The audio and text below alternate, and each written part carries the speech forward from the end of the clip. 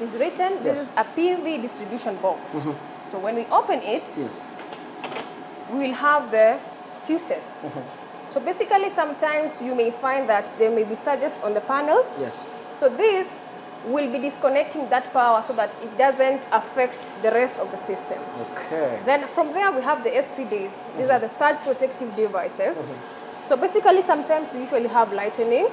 So this is to protect that. And then the third one is the PV disconnect, the tool. So this, that to regulate the amount of power which is going to the inverter. In that sometimes I want to repair something on my panels, I don't have to come and switch the whole system off. I'll just come and disconnect my PVs. Then the whole system is going to be separated from this, the solar panels which are on the roof. And then the next thing is the AVS. So in this system, we have incorporated KPLC, which is the utility, and solar. So in this case, KPLC is the backup. So just in case the client feels like he wants to do some construction, things like welding, which are going to take some time, he's at liberty to use it. But then we have the AVS, which regulates what goes into the inverter before in or out. So shortly, in your system, it means the solars is the main system, and KPLC comes as the backup. It can automatically switch. It can automatically switch. What is this?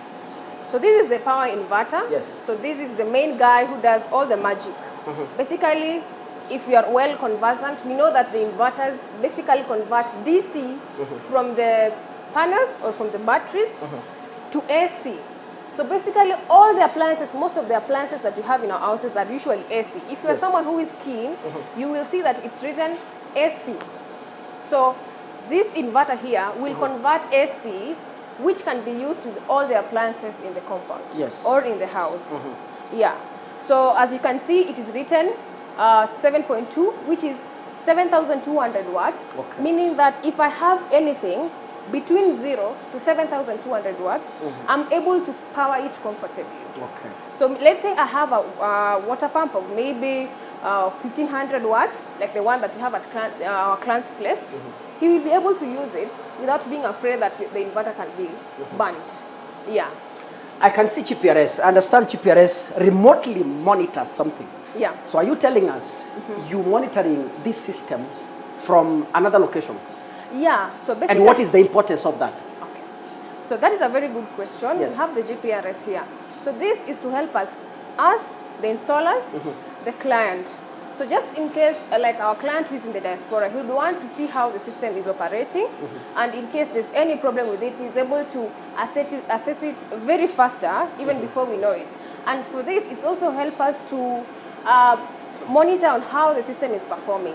Sometimes we may realize that there are times in the environment or in the climate that we have bad weather.